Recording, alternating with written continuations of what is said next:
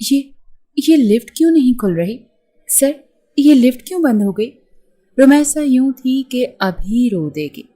वो और अल्तमिश लिफ्ट में खड़े हुए ही थे कि एक फ्लोर नीचे जाकर अचानक ही लिफ्ट बंद हुई थी।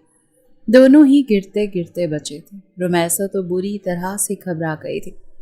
फौरन लिफ्ट के पास आकर बटन प्रेस करने लगी। सर, ये खुल क्यों नहीं रही? बंद क्यों हो गई है? रुमैसा का रंग फक हुआ था। आंखों से पल में आंसू जारी हुए थे। अल्तमिश उसे देखकर बोला, मिस्टर रुमैसा प्लीज आप चुप कर जाएं, मैं देखता हूं कि क्या हुआ है। अल्तमिश ने लिफ्ट को खोलने की कोशिश की, लेकिन लिफ्ट में शायद कोई तकनीकी मसला आ चुका था। ना वो खुल रही थी और ना ही चल रही थी। एक जगह आकर रुक गई थी। उसने जोर से लिफ्ट का दरवाज़ा धड़धड़ाया था, लेकिन मसला ये था कि इस वक्त उसका पूरा ऑफिस खाली हो चुका था। बस वो और रुमैसा ही ऑफिस में थे। चौकीदार से भी वो कह चुका था कि कुछ देर में उसके ऑफिस की पूरी इमारत को ताला लगाकर चला जाए, लेकिन अब ये मसला हो चुका था। कुछ समझ ही नहीं आ रहा था कि लिफ्ट को आखिर हुआ क्या है। ऐसा कभी नहीं हुआ था कि लिफ्ट बंद हो जाए। शायद लाइट बंद हो चुकी थी जिसकी वजह से लिफ्ट रुक चुकी थी, और जनरेटर ऑन इसलिए नहीं किया गया था क्योंकि सारा ऑफिस खाली था। चौकीदार को भी ये लगा कि सब जा चुके हैं, इसीलिए उसने जनरेटर ऑन करके लिफ्ट देखने की भी कोशिश नहीं की। अल्तमिश ने फौरन से मोबाइल से फ़ोन किया था, लेकिन मोबाइल की सर्विस काम नहीं कर रही थी। रुमैसा की आंखों से आंसू बहे थे। सर, ये दरवाज़ा खुल क्यों नहीं रहा? अल्तमिश कहने लगा, देखिए मिस रुमैसा, मैं देख रहा हूँ कि क्या मसला है। मुझे लगता है लाइट चली गई है और किसी ने जनरेटर ऑन नहीं किया। एक्चुअली सारा स्टाफ जा चुका है, मैं और आप ही रह गए हैं। रुमैसा, मुझे आप अपना फ़ोन दें, मैं देखूं मेरा फ़ोन चल नहीं रहा। रुमैसा ने जल्दी से अपना पर्स खोल कर मोबाइल अल्तमिश के हाथ में पकड़ाया था। सर प्लीज़ किसी तरह से दरवाज़ा खुलवाएं, मेरा दम घुट रहा है। उसे वैसे भी बंद कमरों से और लिफ्ट से घुटन का एहसास ज़्यादा होता था। अपने कमरे का दरवाज़ा वो तब बंद करती थी जब खिड़कियों को खोल देती थी। जो कमरा या जो भी जगह चारों तरफ से बंद होती थी, उसका सांस घुटने लगता था। उसे लगता था उसे सांस नहीं आएगा। एक अजीब सा फोबिया था जो उस पर सवार होने लगा था। अभी भी वो इसी कैफियत में मुब्तला थी। ओहो, मुझे लग रहा है लिफ्ट के अंदर सर्विस नहीं आ रही। आपके मोबाइल में भी कोई सर्विस नहीं आ रही। अब क्या करूं मैं? कैसे खुलेगी ये लिफ्ट?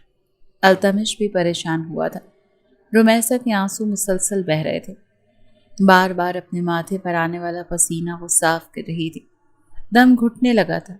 अल्तमिश भी परेशान था। लिफ्ट में अब घुटन का एहसास बढ़ने लगा था। अल्तमिश ने अपना कोट उतार कर एक तरफ रखा, अपनी टाई की नॉट ढीली की, क्योंकि बंद लिफ्ट में दोनों ही पसीने से शराबूर हो चुके थे। अब तो अल्तमिश ने लिफ्ट को धकेल कर खोलने की कोशिश करनी शुरू कर दी थी। रुमैसा बेहद परेशान थी। वो ऑफिस में स्कार्फ पहन कर आती थी, लेकिन अब दम घुटने की वजह से उसने सबसे पहले अपना स्कार्फ ढीला किया था।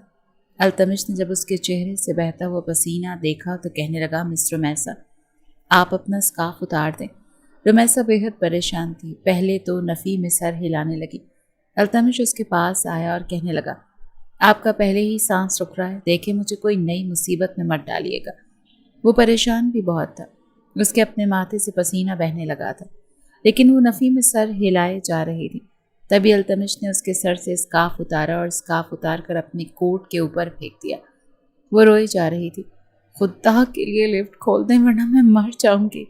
अब उसका सांस बहुत ज़्यादा घुटने लगा था और अल्तमिश को गुस्सा आने लगा था। उसने अपना शूज़ ज़ोर से लिफ्ट पर मारना शुरू किया। सारे बटन्स पर अपना मुक्का मारा था कि शायद चल जाए, किसी तरह से दरवाज़ा खुल जाए। पसीने से वो भर चुका था। अपनी शर्ट के 2 बटन उसने खोले, लेकिन इस छोटी सी लिफ्ट में ना कोई पंखा था और ना ही एसी चल रहा था कि कुछ सांस लेना आसान होता। बंद लिफ्ट में जैसे दोनों की जान निकाली थी। बार बार वो कॉल कर रहा था, फिर चिल्लाने लगा, कोई है? देखें, हमारी मदद करें, हम लिफ्ट में बंद हो चुके हैं, कोई है जो मेरी आवाज़ सुने? वो पूरी कुव्वत से चिल्लाने लगा कि शायद कोई उसकी आवाज़ सुन ले और उसकी मदद को पहुँचे, लेकिन कोई नहीं था। किसी की आवाज़ नहीं आई थी। Oh shit! जैसे वो पीछे पलटा तो रुमैसा के हाथ में पकड़ी फाइल छूट चुकी थी। वो लिफ्ट में बैठती चली गई, गहरे गहरे सांस ले रही थी, जैसे उसे सांस लेने में दिक्कत हो रही हो। उसकी गैर होती हालत देखकर अल्तमिश के हाथ पांव फूले थे। रुमैसा, रुमैसा क्या हुआ है तुम्हें? वो खुद परेशान होकर रह गया था, लेकिन रुमैसा के होंठ कपकपा रहे थे, पूरा वजूद कपकपाने लगा था। उसकी हालत अजीब हो रही थी। एक तो अल्तमिश इस लिफ्ट के बंद होने पर परेशान था, अपनी भी हालत बिगड़ने लगी थी। पसीना था कि बहे जा रहा था। उस पर उस लड़की की हालत, पानी की बोतल तक मौजूद नहीं थी कि उसे पानी पिला देता। शायद ऐसे ही उसकी हालत में कुछ सुधार आता। वो बेहद परेशान हो चुका था, लेकिन रुमैसा की आंखें बंद होने लगी थी। वो अजीब तरह से सांस ले रही थी, जैसे कि उसका सांस बंद हो रहा हो। वो बेहद परेशान हो गया था। उसके रुखसार को थपथपाने लगा। रुमैसा, कम ऑन, होश में आओ। वो अपनी शर्ट के कई बटन खोल चुका था, क्योंकि पसीना बहने की वजह से उसकी अपनी हालत बिगड़ने लगी थी। उस पर रुमैसा की बिगड़ती हालत। अब रुमैसा की आंखें बंद हो चुकी थी। वो बड़ी मुश्किल से सांस ले रही थी। वो जल्दी से खड़ा हुआ, लिफ्ट को बुरी तरह से पीटने लगा। कोई है जो हमारी मदद करे, प्लीज, खुदा के लिए लिफ्ट खोलें। एक लड़की का सांस रुक रहा है, वो मर जाएगी। खुदा के लिए कोई लिफ्ट खोले। कभी अपने जूते से लिफ्ट का दरवाज़ा तोड़ने की कोशिश कर रहा था, लेकिन लोहे का वो दरवाज़ा इतनी आसानी से तो टूट नहीं सकता था। अगर लकड़ी होती तो टूट जाती, लेकिन शीशा होता वो तब भी उसे शीशे को तोड़ देता, लेकिन लोहे के दरवाजे को और उस पर बंद लिफ्ट के बंद डब्बे नुमा कमरे को खोलना उसके लिए नामुमकिन सी बात थी। अब तो लग रहा था जैसे रुमैसा का सांस बंद हो चुका है। खुदाया, मैं क्या करूं? अल्तमिश की अकल काम करना छोड़ गई थी। पहले तो उससे अपनी शर्ट उतार कर एक तरफ रखी थी, क्योंकि वो पसीने से भीग चुकी थी। अपनी हालत उसकी गैर हो रही थी। उस पर वो बेहोश लड़की उसके होश उड़ा रही थी कि कहीं से कुछ हो ही ना जाए। वो जल्दी से घुटनों के बल बैठ गया और रुमैसा को दोनों बाजुओं से पकड़कर हिलाने लगा। उसके चेहरे को थपथपाने लगा। रुमैसा, फुकौट से यार उठो। वो उसे झंझोड़ रहा था। फिर उसे लगा जैसे वो हल्का हल्का सांस ले रही है। अल्तमिश के पास बस एक ही तरीका बचा था उसे बचाने का। इसीलिए मजबूरन अल्तमिश ने अपने होंठ रुमैसा के लबों पर रख दिए और उसे सांस देने लगा। पता नहीं चला कब वो अपनी कोशिश में उसके दोनों हाथों की उंगलियों में अपनी उंगलियां पैवस्त कर चुका था। उसकी जान बचाने के गर्ज से ये सब कुछ कर रहा था। रुमैसा का दुपट्टा तो वो पहले ही उतार चुका था, ताकि उसे घुटन का एहसास कम हो सके। जिस कदर वो उसके करीब हो चुका था उसे खुद भी एहसास नहीं था। इस वक्त सबसे पहली बात जो उसके जहन में थी वो ये थी कि वो लड़की की जान बचा ले। वो उसे अपनी सांसें दे रहा था जब एकदम से लिफ्ट का दरवाज़ा खुल चुका। बाहर खड़े चौकीदार और चंद नौजवान उसे देखकर हैरान हुए। यूँ अचानक से लिफ्ट के दरवाज़ा खुलने पर अल्तमिश फौरन से पीछे हटा था। अब रुमैसा सांस ले पा रही थी। वहाँ खड़ा एक नौजवान अल्तमिश के पास आकर कहने लगा, तुम्हारी हिम्मत कैसे हुई मेरी मंगेतर के साथ ये सब कुछ करने की? मैं तुम्हें छोड़ूंगा नहीं। इससे पहले कि अल्तमिश सच बताता, उस नौजवान ने उसके मुंह पर मुक्का मारा था। चौकीदार और दूसरे नौजवान उस शख्स को पीछे करने लगे। अभी भी रुमैसा बेहोश थी। नौजवान कहने लगा, अगर मैं वक्त पर आकर शोर ना मचाता, ये कंपनी ना खुलवाता और ये लिफ्ट ना खुलवाता, तो ये मेरी मंगेतर के साथ पता नहीं क्या कुछ कर चुका होता। इसने उसे बर्बाद करके रख दिया। अल्तमिश कहने लगा, ऐसा कुछ नहीं है, बंद हो गया था। मैं सिर्फ इसे सांस देने की कोशिश कर रहा था, इसे बचाने की कोशिश कर रहा था। उसको कहने लगा, अपनी बकवास बंद करो। तुम अपनी हवस पूरी कर रहे थे। शर्ट उतारकर कौन सा सांस देने की कोशिश कर रहे थे तुम इसे? मैं तुम्हें जिंदा नहीं छोड़ूंगा, तुम्हें पुलिस में पकड़वा दूंगा। चंद नौजवानों ने पानी के छींटे रुमैसा के मुंह पर मारे थे। जब कुछ देर के बाद वो होश में आई थी, लेकिन होश में आते ही उसके होश उड़े थे। सामने उसका मंगेतर अहमर खड़ा था। उसे देखकर रुमैसा जल्दी से उठ बैठी। अब ठंडी हवा लिफ्ट के अंदर आ रही थी। उसका सांस कुछ बहाल हुआ था, लेकिन कुछ देर पहले उसके साथ क्या हुआ उसे बिल्कुल भी याद नहीं था। लेकिन अपने मंगेतर अहमर को गुस्से में देखकर वो कुछ हैरान हुई थी। एक नौजवान से कहने लगी, मुझे पानी दे दें प्लीज़, मुझे ठीक से सांस नहीं आ रहा। एक नौजवान के हाथ में पानी की बोतल थी जो उसने रुमैसा को दे दी। وہ پانی پینے لگی لیکن اس کا منگیتر التمش کو برا بھلا کہہ رہا تھا، اسے بار بار دھکا دے رہا تھا، یہاں تک کہ لفٹ سے باہر دھکا دے چکا تھا۔ جیسے ہی رمیسا نے کچھ ہوش سنبھالا تو وہ اٹھ کر کھڑی ہو گئی، احمد کے پاس آئی اور کہنے لگی، یہ تم کیا کر رہے ہو؟ سر کو کیوں مار رہے ہو؟ وہ ہر بات سے انجان تھی۔ احمد کہنے لگا، یہ کمینہ تمہاری عزت کے ساتھ کھلواڑ کر رہا تھا۔ رمیسا کہنے لگی، احمد یہ تم کیا کہہ رہے ہو؟ ہوش میں تو ہو، سر تو مجھے بچانے کی کوشش کر رہے تھے، پتہ نہیں لفٹ کیسے بند ہو گئی تھی، میرا دم گھٹنے لگا تھا اسی لیے میں۔ رمیسا نے بس اتنا ہی کہا تھا کہ احمد کہنے لگا، اچھا تو یہ سب تم دونوں کی ملی بھگت ہے؟ اتنی دیر تک تم آفس میں باس کا دل بہلانے کے لیے رکتی ہو؟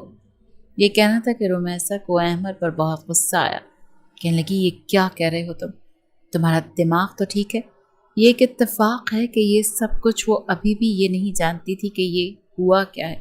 البتہ التمش کو بنا شرٹ کے دیکھ کر اسے حیرت ہوئی تھی۔ جب وہ ہوش میں آئی تھی وہ شرٹ پہنے ہوئے تھا، البتہ شرٹ کے اوپر کے بٹن کھلے ہوئے تھے، پر جتنی گھٹن لفٹ میں تھی سانس تو اس کا بھی رک رہا ہوگا، لیکن وہ ہر بات سے انجان تھی۔ احمد کہنے لگا کہ اچھا ہوا جو میں آج تمہیں آفس میں لینے آ گیا، تمہاری اصلیت تو مجھ پر کھل گئی۔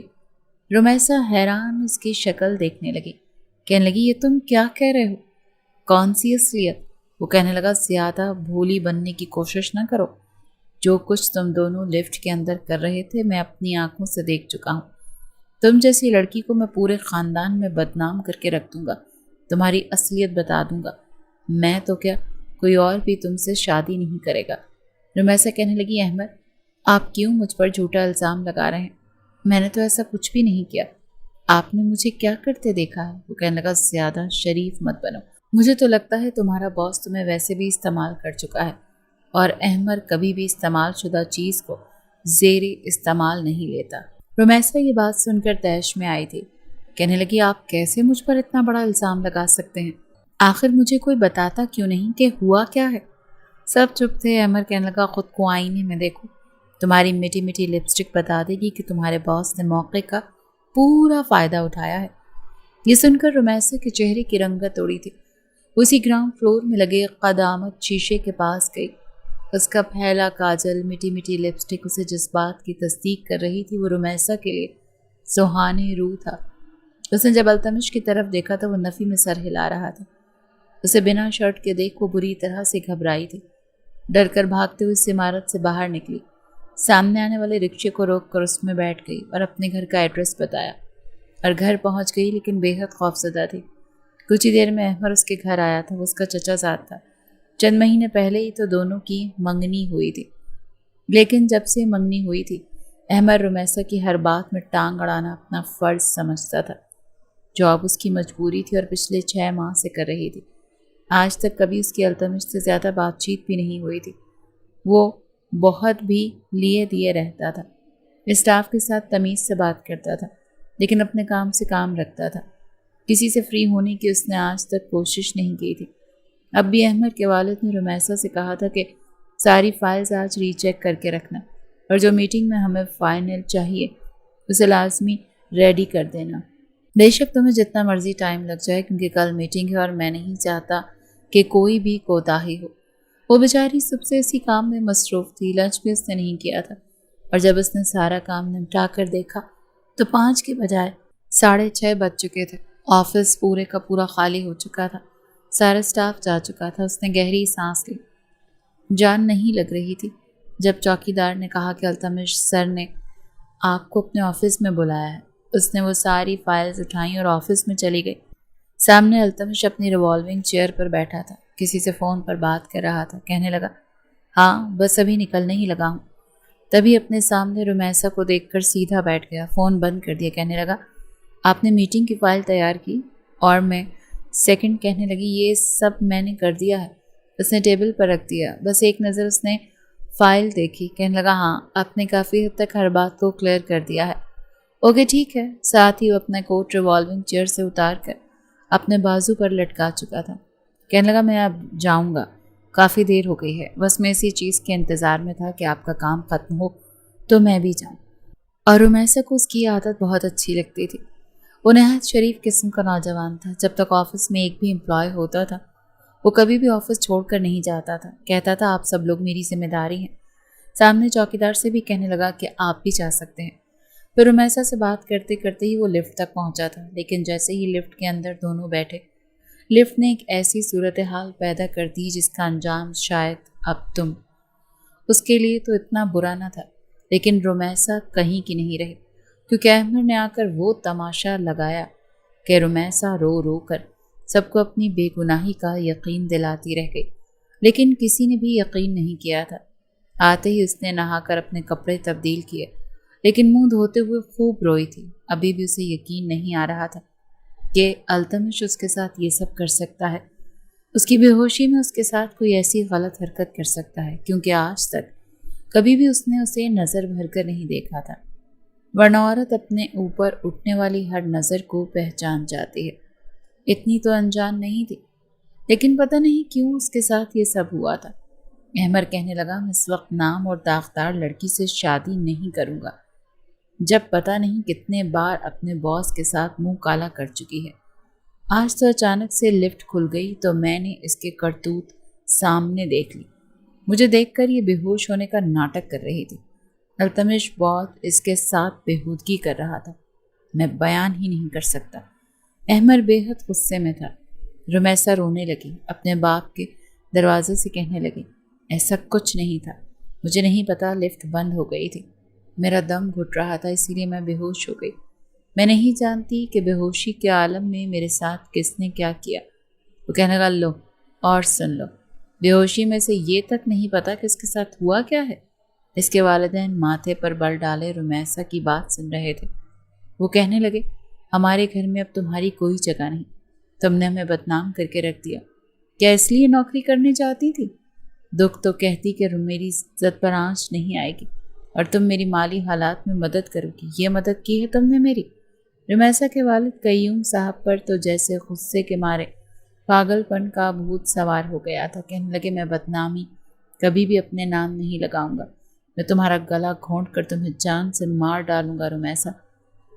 جبکہ رمیسا ہاتھ جوڑے کہہ رہی تھی کہ میرا کوئی قصور نہیں ہے، یہاں تک کہ باہر کا مین دروازہ بھی کھلا ہوا تھا۔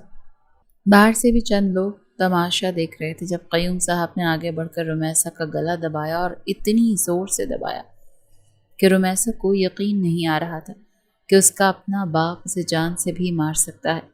قیوم صاحب بس یہی کہہ رہے تھے کہ میں اپنی عزت کی بھینٹ تمہیں چڑھا سکتا ہوں، لیکن اپنی پگڑی دوسروں کے سامنے اچھال نہیں سکتا۔ میں اپنی غیرت کی خاطر تمہیں جان سے مار ڈالوں گا، یہی کہہ رہے تھے جب تیزی سے اس کے گھر کے اندر داخل ہوا۔ جانتا تھا جس غصے میں احمر گیا ہے کہیں رمیسا کی زندگی کو اجیرن نہ بنا دے، لیکن جیسے ہی گھر میں داخل ہوا دیکھا کہ وہ رمیسا کا گلا دبا لیتے، اسے جان سے مارنے کے در پہ تھا۔ بسم اللہ کر کے قیوم صاحب کے ہاتھ سے رمیسا کا گلا آزاد کیا اور کہنے لگا یہ کیا کر رہے ہیں آپ کی بیٹی نے کچھ نہیں کیا۔ التمش کو اپنے سامنے دیکھ کر قیوم صاحب کا فشار خون بڑھا تو انہوں نے گریبان پکڑ لیا۔ کمینے، تم نے میری بیٹی کے ساتھ؟ وہ کہنے لگا میں نے کچھ نہیں کیا ہے، آپ کی بیٹی کی جان بچانے کی خاطر مجھے یہ سب کچھ کرنا پڑا۔ آپ لوگ پتہ نہیں کیوں ہمیں بدنام کر رہے ہیں، میں یہاں صرف اس لیے آیا ہوں تاکہ آپ کی غلط فہمی کو دور کر سکوں۔ احمر کہنے لگا یہ جھوٹ بول رہا ہے، میں نے خود اسے دیکھا بغیر شرٹ کے رمیسا پر جھکا ہوا تھا، اور جو کمینگی دکھا رہا تھا میں بیان نہیں کر سکتا۔ کہنے لگا اگر میں غلط ہوتا تو یہاں کبھی نہیں آتا۔ آپ لوگوں کو کیوں سمجھ نہیں آ رہا، کیوں اپنی بیٹی کو برباد کر رہے ہیں؟ دروازہ کھول کر تماشا لگا کے رکھ دیا، اپنی ہی بیٹی کی عزت کا جنازہ پڑھانا چاہتے ہیں۔ دیکھیں یہ لڑکی بے قصور ہے، اگر آپ کو لگتا ہے میں قصوروار ہوں تو سزا مجھے دیں، اس بیچاری کو کیوں آپ لوگوں نے غیرت کا مسئلہ بنا دیا، کیوں اسے جان سے مارنا چاہتے ہیں؟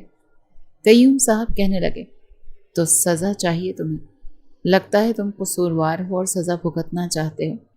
کہنے لگا ہاں، اگر آپ کو لگتا ہے کہ میں قصوروار ہوں تو سزا مجھے دیں، خود داغ کے لیے اپنی بیٹی کے کردار پر الزام مت لگائیں۔ قیوم صاحب کہنے لگے تو ٹھیک ہے، جاؤ لے جاؤ اس کو اپنے ساتھ۔ رمیسا کا بازو پکڑ کر انہوں نے بری طرح سے اسے باہر کی طرف پھینکا تھا، وہ شاید گر جاتی اگر التمش اسے سنبھالتا نہیں، لیکن جلدی ہی اس نے اپنا آپ التمش سے الگ کیا تھا اور غصے سے دیکھنے لگی۔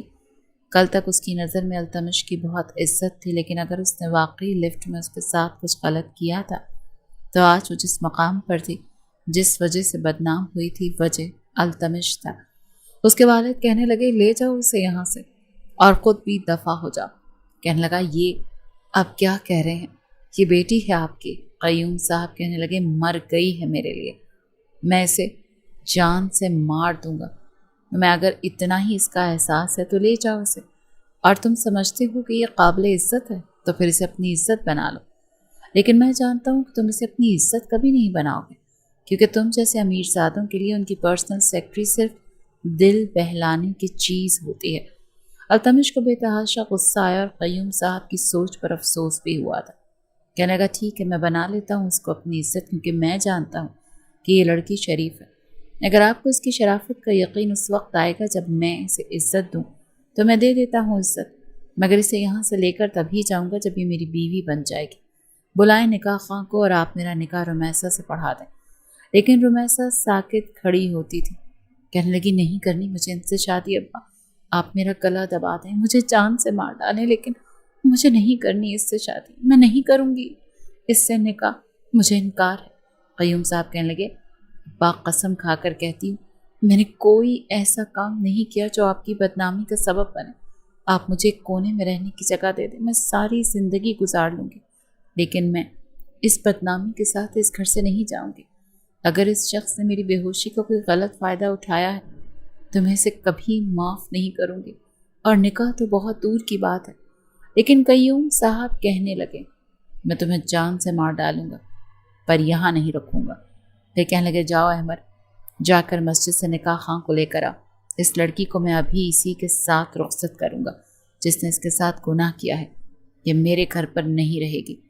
رمیسا ہاتھ جوڑ کر روئے جا رہی تھی۔ کچھ ہی دیر میں احمد ایک نکاح خواہ کو لے آیا۔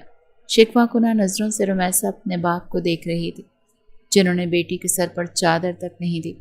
میں سب بھی جان وجود کی طرح کھڑی تھی جب آگے بڑھ کر التمش نے اس کے سر پر دوپٹہ دیا۔ قیوم صاحب نے تو بیٹی کی طرف دیکھا تک نہیں، ماں اپنی جگہ پر روئی جا رہی تھی، چھوٹی بہن بھی وہیں کھڑی تھی، اپنے باپ کے لیے بیٹا بننے کی خواہش میں، اپنے باپ کا سہارا بننے کی خواہش میں آج وہ کس ذلت سے گزر رہی تھی۔ اسے التمش پر غصہ بھی آ رہا تھا اور نفرت بھی محسوس ہو رہی تھی۔ وہ تو اسے بڑا شریف انسان سمجھتی تھی۔ نکاح خواہ نے نکاح شروع کروا دیا تھا، دل پر پتھر رکھ کر رمیسا نے یہ نکاح کیا تھا، اور نکاح ہوتے ہی قیوم صاحب اپنے کمرے میں چلے گئے۔ کہنے لگے اسے لے جاؤ اپنے ساتھ۔ نہ کسی نے سر پر پیار دیا، نہ اسے دعا دی۔ روتے ہوئے وہ التمش کے ساتھ گھر سے باہر نکلی تھی۔ باہر اس کی گاڑی کھڑی تھی، اس نے فرنٹ ڈور کھول کر اسے دیکھنے کے لیے کہا تھا۔ وہ چپ چاپ بیٹھ گئی۔ اس نے کبھی نہیں سوچا تھا کہ یوں بھی کبھی اپنے باپ کے گھر سے رسوا ہو کر نکلے گی۔ اس کا باپ اس کے ساتھ ایسا سلوک کرے گا؟ وہ سسکیوں سے رو رہی تھی، رو رو کر آنکھیں مترنم ہو چکی تھیں۔ التمش جب اپنے بنگلے کے سامنے گاڑی کا ہارن بجانے لگا تو چوکیدار نے دروازہ کھولا۔ اندر داخل ہو کر اس نے گاڑی پورچ میں کھڑی کی۔ خود گاڑی سے اتر کر رمیسا کے دروازے کی طرف آ کر اس نے خود گاڑی کا دروازہ کھولا تو اپنا ہاتھ رمیسا کی طرف بڑھایا، لیکن اس نے ہاتھ پیچھے جھٹک دیا، خود نیچے اتر گئی۔ ایک تو اس نے اس لڑکی کو عزت دی تھی، اس کا باپ تو اسے جان سے مار ڈالنے کو تیار تھا، لیکن اس نے اس سے نکاح کیا تھا، اس کی جان بچائی تھی، اور اس کو اس لڑکی کا رویہ التمش کو سمجھ نہیں آ رہا تھا۔ اپنی ہمراہی میں ہی گھر کے اندر لے کر گیا تھا۔ اب تو ایک اور تماشا رکھنا باقی تھا جو اسے اس لڑکی کی وجہ سے اپنے گھر والوں سے برداشت کرنا تھا۔ اس لڑکی کی جان بچانا التمش کو مہنگا پڑ گیا تھا۔ نہ وہ اس سے محبت کرتا تھا اور نہ ہی کبھی اس نے سوچا تھا کہ اسے رمیسا سے نکاح کرنا پڑے گا۔ گھر میں داخل ہوا تو لاؤنج میں ہی اس کی والدہ بیٹھی تھی۔ التمش کے ساتھ ایک لڑکی کو دیکھ کر حیران ہوئی تھی۔ لڑکی روئی روئی سی تھی، ابھی بھی اپنے آنسو اپنے دوپٹے سے صاف کر رہی تھی۔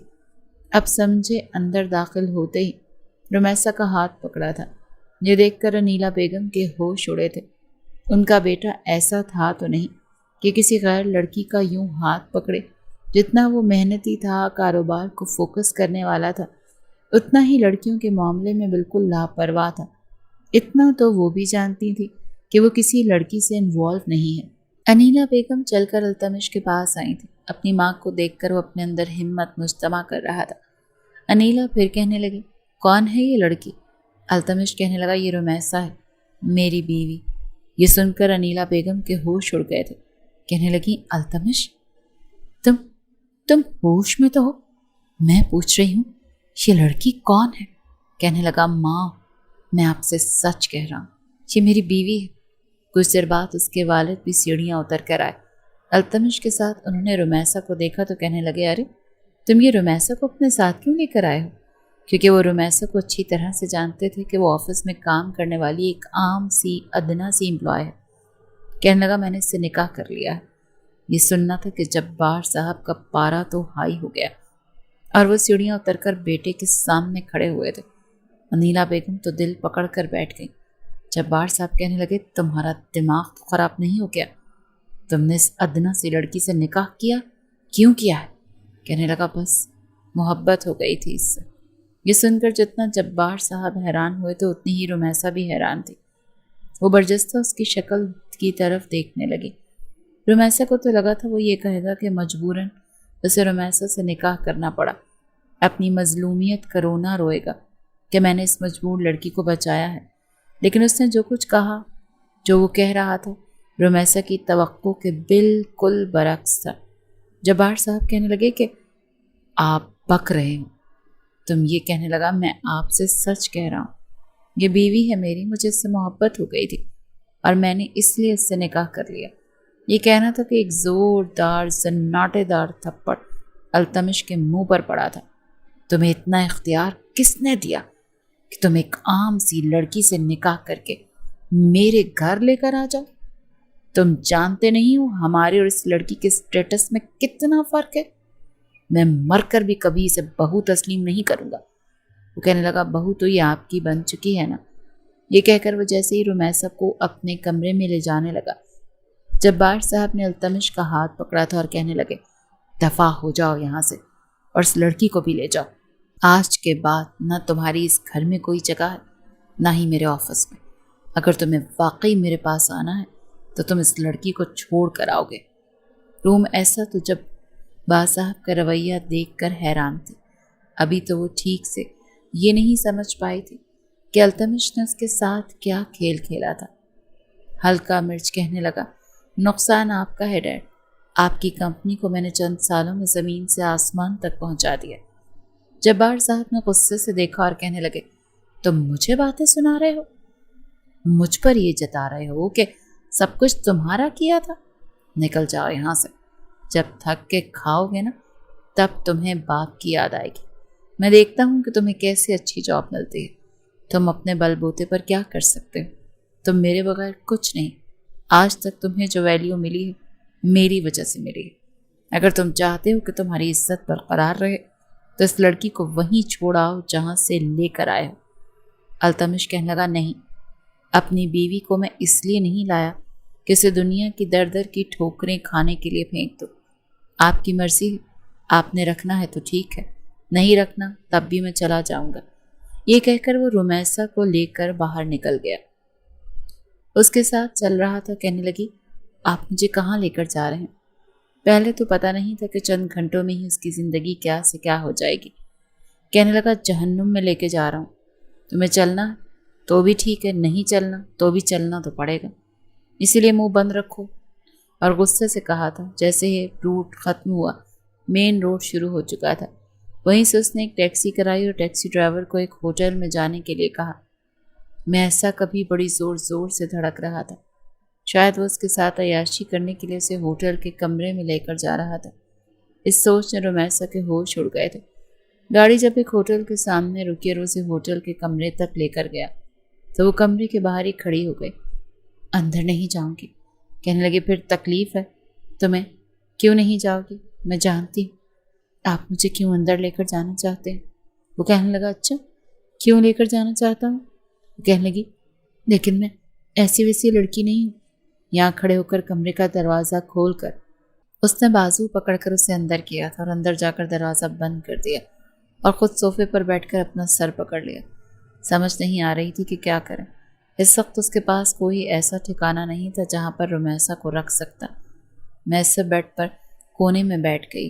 कुछ देर तो सर पकड़कर बैठा और ये सोचता रहा कि अब आगे क्या करें। फिर उसने अपने एक दोस्त को फ़ोन किया। उमैर, मुझे तुम्हारा खाली फ्लैट है, मुझे मिल सकता है बस चंद महीनों के लिए। वो अपने किसी दोस्त से कह रहा था। ठीक है, अब मैं तुम्हें होटल का नाम और कमरा नंबर बता देता हूँ, तुम ड्राइवर के साथ चाबी भिजवा दो। फिलहाल तो सही समझ नहीं आ रहा था कि वो करे तो क्या करे। रुमैसा उसे बड़ी जांचती हुई नज़रों से देख रही थी। फ़ोन बंद करने के बाद उसने गहरी सांस ली। कम से कम 3-4 महीने का इंतज़ाम तो हो चुका था और इतनी देर तक यकीनन उसके बाप को उसकी कदर ज़रूर हो जाती। उसने एक नज़र रुमैसा पर डाली जो उसे ही देख रही थी और बड़े गौर से देख रही थी। लेकिन जैसे ही नज़रों का तसादम हुआ तो गड़बड़ा कर नज़रें झुका गई। अल्तमिश कहने लगा, कुछ खाना है? तुम्हें मंगवा के दे देता हूँ। वो कहने लगी, जहर खाना है, मंगवा कर दे सकते हैं तो दे दें। रूम ऐसे को जुमला सुनकर वो मज़ीद गुस्से में आया था। कहने लगा, अगर ऐसा कोई इरादा था तो मुझे बता देती, मैं तुम्हारे बाप के घर से तुम्हें निकाह करके लेकर ही नहीं आता, मर जाती उनके हाथ से। उसने गुस्से से जवाब दिया था। रुमैसा कहने लगी, तो मैं आपकी मिन्नत तो नहीं की थी? अगर आपने मुझे अपनाया है, मुझ पर कोई एहसान नहीं किया, पता नहीं आपने मेरी बेहोशी का क्या फ़ायदा उठाया। ये सोचकर वो फिर से रोई थी। और तुम? उसको जी चाहा कि इस लड़की का मुंह तोड़ के रखता। अच्छा होता कि वो लिफ्ट में मर जाती। उसको बचाने के चक्कर में बदनामी भी मोल ली, फिर उसकी ज़िंदगी और इज्जत बचाने के लिए उससे निकाह भी किया। और वो लड़की अब भी उसे ही बुरा कह रही थी। अपने बाप के सामने वो जलील होकर उसे अपने साथ लेकर होटल में आया था, इसके लिए घर का इंतज़ाम कर रहा था। लेकिन वो लड़की पता नहीं खुद को क्या समझ रही थी। कहने लगा, हाँ, तुम्हें देखकर मैं पागल हो गया था। बंद लिफ्ट में मुझे तुम पर रोमांस करने का भूत सवार हो गया था, इसीलिए मैंने सोचा इससे पहले कि तुम मर जाओ और मेरा चांस ख़त्म हो जाए, मैं इस चांस को बर्बाद नहीं करना चाहता था। इसीलिए बंद लिफ्ट में तुम्हारी बेहोशी का मैंने बहुत फ़ायदा उठाया है। मुझे तो लग रहा था कि मरोगी, मेरी जान छूट जाएगी, लेकिन नहीं, तुम होश में आ गई। वो चिढ़कर बोला था। ये सुनकर तो रुमैसा के तन बदन में आग लग गई थी। कहने लगी, आपको शर्म नहीं आई मेरे साथ ये सब कुछ करते हुए, वो भी बंद लिफ्ट में? जब मैं होश में आ गई थी, मेरा सांस बंद हो रहा था, आपको रोमांस सूझ रहा था? शर्म आनी चाहिए आपको। रोमांसा की यह हालत ठीक ज़मीन फटे और वो उसके अंदर समा जाए। उसे नहीं पता था कि उसका बॉस, जिसकी वो दिल से इज्जत करती, उस पर गंदी नजर रखे हुए था। उसने कोई जवाब नहीं दिया। 1 घंटे बाद उसके दोस्त का ड्राइवर आकर उसे फ्लैट की चाबी दे गया। वो कहने लगा, चलो, ये ड्राइवर हमें फ्लैट तक छोड़ भी देगा। और मैं ऐसे कहने लगी, मुझे आपके साथ कहीं नहीं जाना। अल्तमिश ने ड्राइवर से कहा, तुम जाओ, गाड़ी में बैठो, मैं आता हूँ। फिर रुमैसा के पास आया और कहने लगा, देखो, तुम्हारे नखरे देखने का मेरे पास फ़िलहाल वक्त नहीं है, और तुम अपने पैरों से जाना पसंद करोगी या गोद में उठाकर ले जाऊं? तो रुमैसा ये सुनकर फ़ौरन से खड़ी हुई थी। कहने लगी, हाथ भी मत लगाइएगा मुझे। ये कहकर वो होटल के कमरे से बाहर चली गई। नीचे गाड़ी में ड्राइवर बैठा उन दोनों का इंतज़ार कर रहा था। उसके दोस्त के ड्राइवर ने ही फ्लैट तक उन्हें पहुंचाया था। फ्लैट के अंदर आते ही रुमैसा ने देखा तो घर बिल्कुल खाली था, मिट्टी से भरा पड़ा था। अल्तमिश ने अपना कोट उतारा, एक तरफ रखा। कहने लगा, इसकी तो बहुत बुरी हालत है। फिर देखा तो एक कोने में झाड़ू पड़ा हुआ था। कहने लगा, ऐसा करो, तुम झाड़ू लगाओ, मैं तुम्हारे साथ लगता हूँ, फर्श को धो लेता हूँ, साफ हो जाएगा। ऐसा कहने लगी, जी नहीं, मैं कोई काम नहीं करूँगी, आपने मेरे साथ जो कुछ किया अच्छा नहीं किया। अल्तमिश कहने लगा, मैं बहस के मूड में बिल्कुल भी नहीं, समझ आई ना? और ना ही तुम किसी लैंडलॉर्ड की बेटी हो जो तुम्हें सफाई नहीं आती। ये कहकर झाड़ू उसके हाथ में पकड़ाया था। कहने लगा, साफ करो घर को। ये कहकर वो वॉशरूम चला गया। वहाँ एक पाइप मौजूद था। पाइप से उसने पूरा फर्श गीला कर दिया। मजबूरन रुमैसा को उसके साथ मिलकर पूरा फ्लैट धोना पड़ा। काफ़ी हद तक वो साफ हो चुका था। 2 घंटों की मेहनत के बाद सुकून का सांस लिया। पंखे पहले से मौजूद थे और लाइट भी, लेकिन फर्नीचर नाम की कोई चीज़ नहीं थी। अल्तमिश के अकाउंट में इस वक्त सिर्फ 10 से 12 लाख थे और वो फजूल में कोई भी सामान लाने के हक में नहीं था। जानता था पूरी कंपनी उसने संभाल रखी है, उसका बाप उसके बगैर चल ही नहीं सकता। اسی لیے دروازہ لاک کر کے وہ فلیٹ سے باہر نکلا تھا۔ رکشا کروایا، سونے کے لیے 2 میٹرس لے کر آیا تھا، ساتھ میں ضرورت کا تھوڑا بہت سامان جس کے بغیر گزارا کرنا مشکل تھا۔ باقی وہ کوئی چیز نہیں لایا تھا۔ اپنے لیے ایک ٹراؤزر شرٹ لے کر آ گیا اور رمیسا کے لیے ایک سے زائد سا لباس۔ تو وہ ایک کونے میں بیٹھی رو رہی تھی۔ التمش نے اپنی مٹھیاں بھینچی تھیں۔ پتہ نہیں یہ لڑکی کس بات کا سوگ بنا رہی ہے۔ سوگ تو مجھے بنانا چاہیے۔ جو کچھ میرے ساتھ ہوا بہت برا ہوا۔ مجھے تو نیکی کرنا مہنگا پڑ گیا ہے۔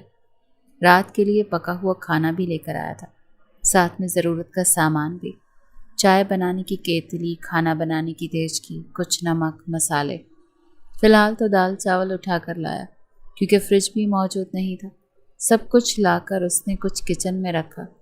پھر جو رکشے والے سے یہ میٹرس لانے کے لیے اوپر کہا تھا، وہ میٹرس اس نے ایک کمرے میں بچھوا دیے۔ رمیسا اسی کو دیکھ رہی تھی۔ مجھے تو لگتا ہے سب کچھ اس شخص نے پری پلان کیا ہے۔ کیسے گھر کا سامان لے کر آ رہا ہے، جیسے پہلے سے سوچ رکھا تھا۔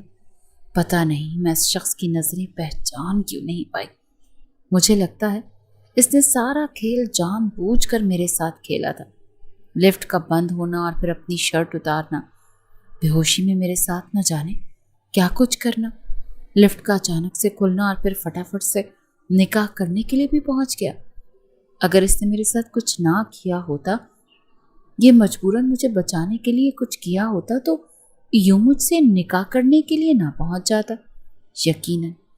یقیناً اس کی نیت میں پہلے سے فطور تھا۔ یہ مجھ پر بری نظر رکھتا تھا۔ رمیسا یہی سوچ سوچ کر اپنا دل جلا رہی تھی جب التمش کمرے میں آیا۔ اس وقت نہا دھو کر ٹراؤزر شرٹ میں ملبوس تھا۔ یہ ایک شاپنگ بیگ ہے، اچھال کر رمیسا کی طرف پھینکا۔ کہنے لگا نہا کر کپڑے بدلو، پھر مل کر کھانا کھا لیتے ہیں۔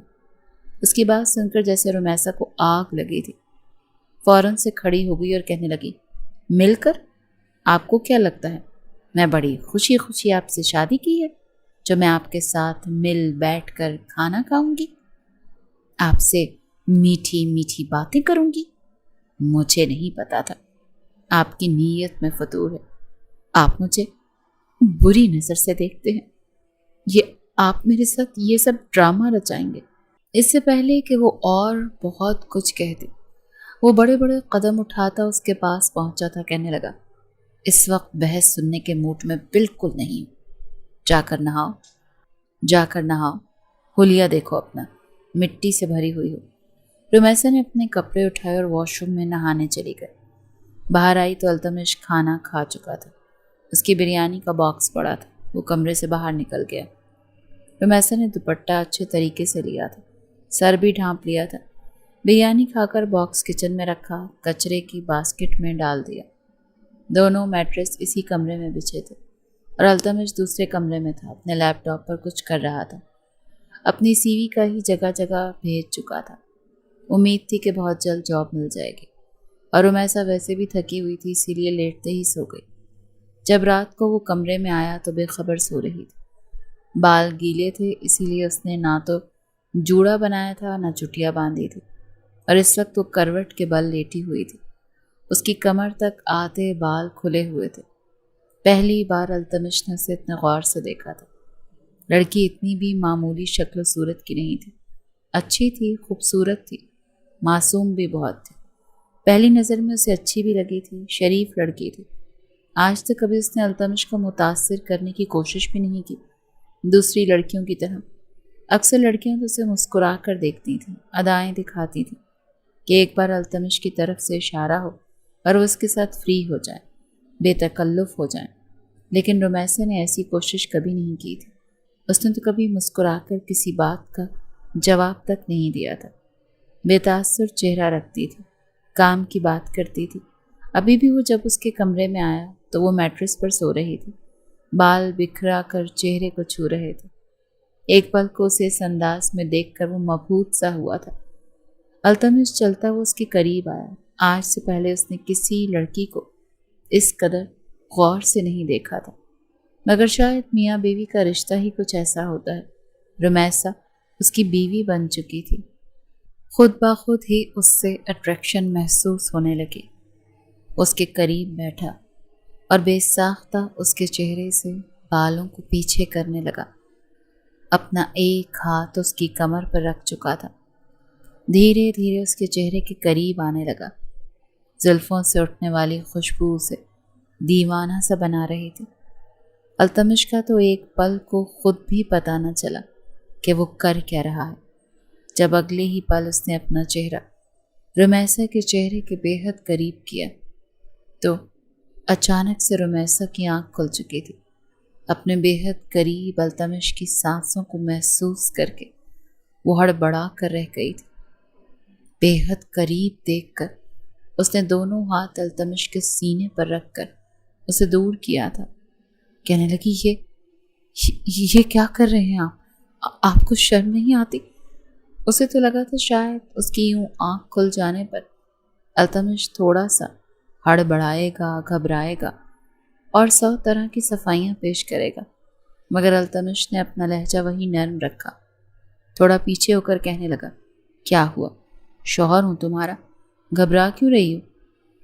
وہ فوراً اپنا دوپٹہ اٹھا کر اپنے سینے پر رکھ کر کہنے لگی، یہ کیا کر رہے تھے آپ کو شرم نہیں آتی؟ آپ میرے اتنے قریب کیسے آ سکتے ہیں؟ لفٹ میں بھی آپ نے میرے ساتھ ایسے کیا تھا نا، آپ نے میرا فائدہ اٹھایا تھا نا، اور ایک بار پھر آپ میرا فائدہ اٹھا رہے ہیں۔ وہ جس طرح بول رہی تھی التمش نے ماتھے پر بل پڑے، پھر کن پٹی کھجا کر کہنے لگا، شاید تم بھول رہی ہو، نکاح کیا ہے میں نے تم سے، بیوی ہو تم میری، میرے لیے حلال ہو، جائز ہو، اور ہر طرح سے تم میرے لیے میری حد تک آزاد ہو۔ میں تمہیں دیکھوں چاہے جس بھی حال میں دیکھوں، میں سب کچھ کر سکتا ہوں، کیونکہ میں شوہر ہوں تمہارا، میرا تم پر تم سے بھی زیادہ حق ہے، تو تم یہ سوال کرنے والی کوئی ہوتی ہی نہیں ہو۔ میں تمہیں کب دیکھ رہا ہوں، کیسے دیکھ رہا ہوں، کیا دیکھ رہا ہوں، اور یہ دوپٹے سے خود کو چھپا کیوں رہی ہوں؟ تمہارے وجود کے ہر ایک انگ پر میرا ہی حق ہے۔ وہ اس کے سینے کی جانب دیکھ کر بولا۔ وہ ہڑبڑا کر رہ گئی تھی۔ اب تو وہ بالکل یقین کر چکی تھی کہ یقیناً پہلے سے ہی میرے باس کی نیت مجھ پر خراب تھی، تبھی انہوں نے یہ سب کچھ کر کے مجھ سے شادی کی۔ لیکن اب اسے یوں گھبراتا دیکھ کر التمش وہاں سے اٹھ چکا تھا، جاتے ہوئے کہنے لگا کہ پاگل لڑکی، پتہ نہیں خود کو کہیں کی اپسرا سمجھتے، اتنا ہی خود کو چھپا کر رکھنا ہے تو لکڑی کے صندوق میں خود کو بند کر کے قبر میں دفن ہو جاؤ۔ التمش بڑبڑا کر اپنے کمرے میں جا چکا تھا، جبکہ اس کے بعد پوری رات رمیسا ڈر سے سو نہیں سکی تھی کہ کہیں دوبارہ سے التمش نہ آ جائے۔ التمش نے جہاں جہاں سی وی بھجوائی تھی، کہیں سے بھی کوئی بھی اسے نوکری پر رکھ نہیں رہا تھا۔ ایک جگہ پر اسے انٹرویو کے لیے بلا بھی لیا گیا تھا۔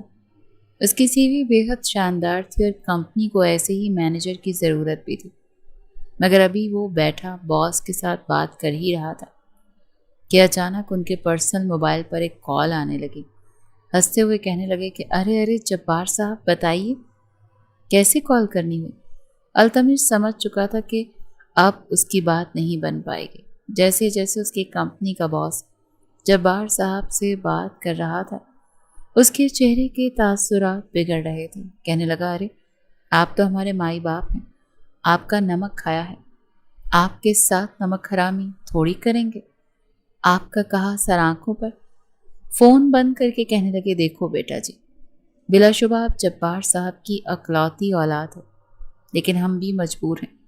جو تعلقات آپ کے ابا کے ساتھ ہیں وہ کسی اور کے ساتھ نہیں، اور انہوں نے ہمیں سختی سے منع کیا ہے کہ آپ کو نوکری نہ دی جائے، اسی لیے ہماری طرف سے معذرت ہے۔ اس شہر میں 7 بڑی کمپنیاں تھیں اور ان 7 میں وہ جا چکا تھا، مگر ان سب نے ہی اسے ریجیکٹ کر دیا تھا، صرف اور صرف اس کے باپ کی وجہ سے۔ جبار صاحب کا بھی کہنا تھا کہ جب تک اس لڑکی کو چھوڑے گا نہیں اور آ کر میرے قدموں پر جھکے گا نہیں، تب تک یہ یوں ہی در در کی ٹھوکریں کھائے گا۔ اسے کیا لگتا ہے کہ ایسے اس کی محنت کا پھل اسے مل جائے گا؟ جب تک باپ کا ساتھ نہ ہو تب تک یہ دنیا والوں کے پیروں تلے رونتا رہے گا۔ وہ اپنی انا میں بیٹھے تھے اور یہاں دھیرے دھیرے بینک بیلنس ختم ہو رہا تھا۔ ایک پل کو بھی التمش کو یہ محسوس نہیں ہوا کہ ایک لڑکی کی وجہ سے اس کی زندگی میں اتنی بڑی تبدیلیاں آ چکی ہیں، کیونکہ وہ جانتا تھا کہ وہ حق کے ساتھ ہے اور ایک لڑکی کی زندگی اس نے بچائی ہے۔ اس شام جب وہ گھر جانے لگا تو راستے میں التمش کو اس کا ایک دوست مل چکا تھا۔ اسی کی کار میں بیٹھ کر وہ گھر جانے لگا۔ آج تک اس نے التمش کو اس قدر افسردہ نہیں دیکھا تھا، اور اس حالت میں تو بالکل نہیں دیکھا تھا۔ یوں ہی باتوں باتوں میں بات نکلی تو التمش اسے بتانے لگا کہ کس طرح ایک لڑکی کی عزت بچاتے وہ اپنے گھر والوں کو ناراض کر چکا ہے، اور اس کے ہاتھ سے اس کا بزنس بھی جا چکا ہے۔ دونوں کی جگری یاری تھی۔ وہ اسے وہاں سے سیدھا ایک ریسٹورانٹ لے گیا۔ کچھ دیر ادھر ادھر کی باتیں ہوتی رہیں، اور پھر اس کا دوست حماد کہنے لگا کہ تم جس طرح کا ماسٹر مائنڈ رکھتے ہو ایسا کوئی بھی نہیں رکھتا۔ تم نے جس طرح اپنے باپ کی کمپنی کو عروج پر پہنچایا ہے، میں چاہتا ہوں تم ویسے ہی میرے ساتھ بھی مل کر کام کرو۔ انویسٹ میں کروں گا، بس تم نے اس بزنس کو ترقی کی بلندیوں تک پہنچانا ہے۔ ہم دونوں پارٹنرشپ پر کام کریں گے، لیکن میرا پیسہ اور تمہارا دماغ چلے گا۔ اس سے اچھی آفر تو التمش کے لیے کوئی ہو ہی نہیں سکتی تھی۔ وہ تو کافی خوش ہو گیا تھا۔ جب گھر گیا تو رمیسا پریشان سی بیٹھی تھی۔ اسے دیکھ کر کہنے لگی کہ اب ایسے تو نہیں چلے گا، آپ کو تو نوکری مل نہیں رہی، لیکن مجھے تو مل ہی جائے گی، اسی لیے میں جاب کرنا چاہتی ہوں۔ مگر التمش نے اسے سمجھا چکا تھا۔ شاید پہلی بار ہی تھا جب وہ اس کے سامنے صوفے پر بیٹھی تھی اور وہ اپنے بزنس اور سارے ماسٹر پلان کے بارے میں بتا رہا تھا، جسے وہ بڑے دھیان سے سن رہی تھی۔ واقعی محنتی لڑکی تو وہ بھی تھی۔ فوراً مسکرا کر کہنے لگی، میں آپ کی جس قدر ہو سکے مدد کروں گی۔ یوں گھر بھی اور آفس بھی وہ مل کر کام کرنے لگے تھے۔ اسی بیچ کب دونوں کے بیچ محبت بڑھنے لگی، انہیں پتہ ہی نہیں چلا۔ وہ سارے وسوسے اور شکوے شکایات جو رمیسا کے دل میں التمش کو لے کر تھے، وہ دھلنے لگے تھے۔ وہ ایسا ویسا لڑکا نہیں تھا، بلکہ اس نے تو اس کی عزت بچائی تھی، اور وہ بلا وجہ ہی اس پر شک کرتی آئی تھی۔ ایک شام جب وہ دونوں ایک کلائنٹ کے ساتھ میٹنگ کرنے کے بعد پروجیکٹ حاصل کر چکے تھے تو دونوں کی خوشی کی کوئی انتہا نہیں رہی تھی۔ یہ پروجیکٹ کروڑوں کا تھا۔ ان کے دن بدلنے والے تھے۔ ابھی وہ جا ہی رہے تھے جب راستے میں بارش شروع ہو گئی۔ بھیگتی گاڑی، بارش اور گرجتے بادل۔ رمیسا کو یہ منظر دیکھ کر خوف سا محسوس ہو رہا تھا۔ بے ساختہ اس نے التمش کا بازو پکڑ لیا۔ کہنے لگی، التمش پلیز گاڑی جلدی چلائیں، مجھے ڈر لگ رہا ہے، مجھے گھر جانا ہے۔ ایک بار پھر اس کی آنکھوں سے آنسو ٹپکنے لگے تھے، اور وہ اس لڑکی کو یوں پریشان دیکھ کر کہنے لگا، بس بھی کر دیا کرو رمیسا، چھوٹی چھوٹی بات پر یہ تم رونا شروع کر دیتی ہو۔ کبھی اندھیرے میں تمہیں گھٹن محسوس ہو رہی ہے، کبھی لفٹ میں، کبھی گاڑی میں، بارش سے بھی ڈر لگتا ہے۔ اب تمہیں، وہ ہڑبڑا کر کہنے لگے کہ جی، کہنے لگا کہ تم التمش کی بیوی ہو، تمہیں یوں ڈرنا زیب نہیں دیتا۔ چلو آج میں تمہارے سارے ڈر اتارتا ہوں۔ اس وقت وہ دونوں جہاں پر موجود تھے ایک ویران علاقہ تھا۔ اکا دکا گاڑیاں ہی گزر رہی تھیں۔ جب اس کا ہاتھ پکڑ کر گاڑی سے باہر نکل آیا، وہ فوراً ڈرتے ہوئے التمش کے سینے میں چھپ گئی کہ بادل گرجیں گے، بجلی میرے پہ گر جائے گی، پلیز ایسا مت کریں۔ مگر وہ اسے بارش میں کھڑا کر چکا تھا۔ بادل گرجنے کے بعد بارش پہلے سے بھی زیادہ تیز ہو چکی تھی، اور وہ مکمل طور پر بھیگ چکی تھی۔ وجود کی رعنائیاں واضح ہونا شروع ہو چکی تھیں۔ جب التمش اس کے بھیگے وجود میں کھونے سا لگا، اس کا چہرہ اوپر اٹھا کر اس کے سرخ لبوں کو دیکھنے لگا جو کہ انگاروں کی طرح دہک رہے تھے۔ کہنے لگا، ادھر دیکھو، تمہیں ابھی بھی ڈر لگ رہا ہے؟ تمہیں میرے قریب ہو کر بھی خوف آتا ہے؟ وہ جس انداز میں اس کی کمر پر ہاتھ رکھ کر بولا تھا، رمیسا تو اس کی جانب کھینچتی چلی گئی تھی۔ یہی وقت تھا جب دونوں کے جذبات ایک ساتھ ابال مارنے لگے تھے۔ وہ وہیں اس کے لبوں پر اپنے لب رکھ چکا تھا۔ ایک دوسرے میں وہ دونوں کھو چکے تھے۔ تبھی دور سے آتی گاڑی کے ہارن سن کر تیز بارش میں وہ دونوں ایک دوسرے سے الگ ہوئے تھے۔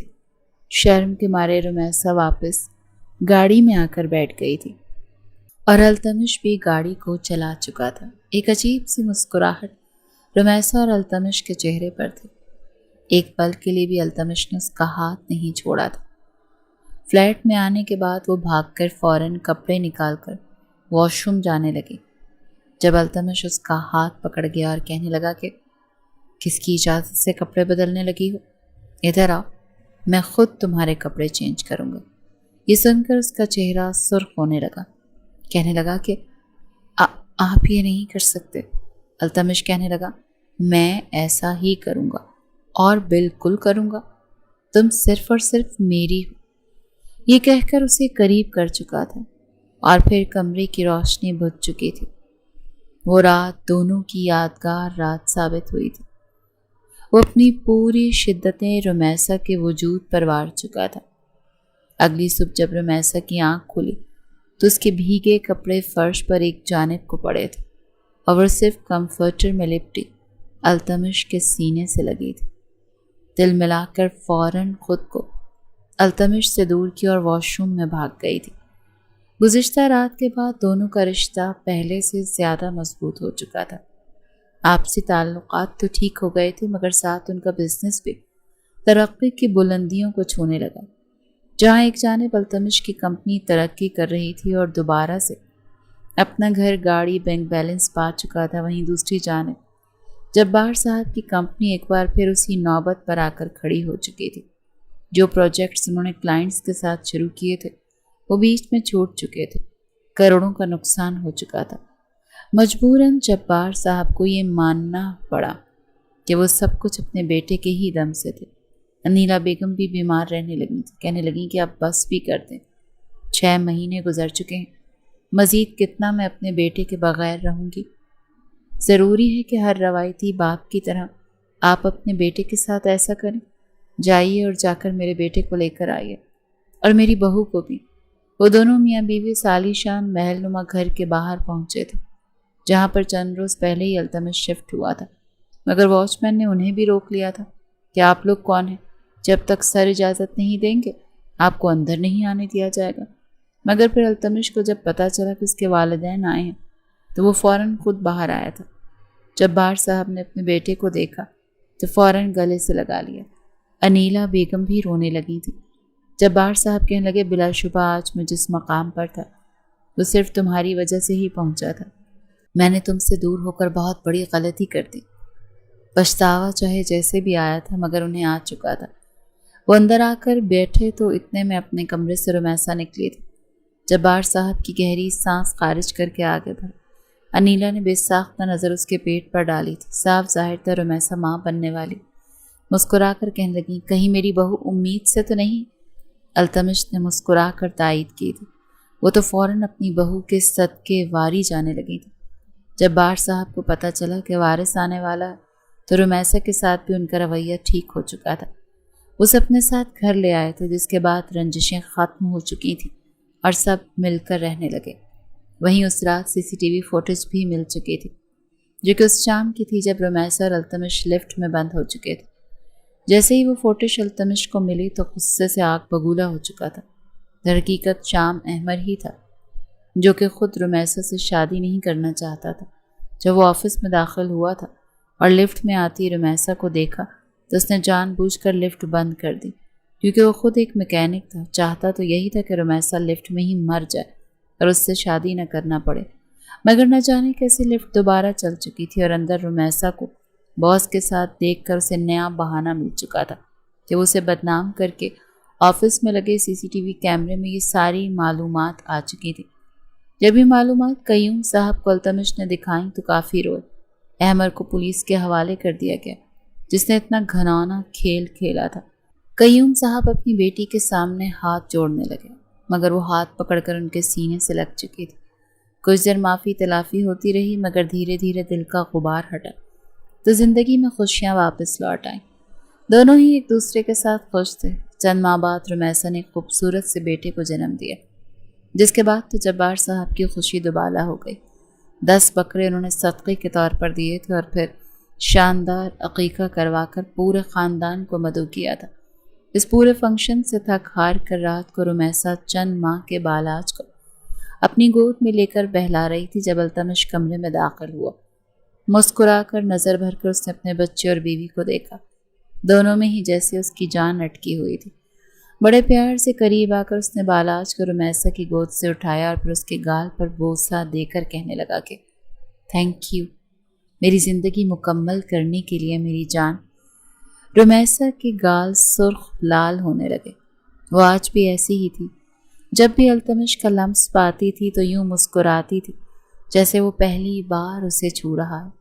یہی اس رشتے کی خوبصورتی تھی۔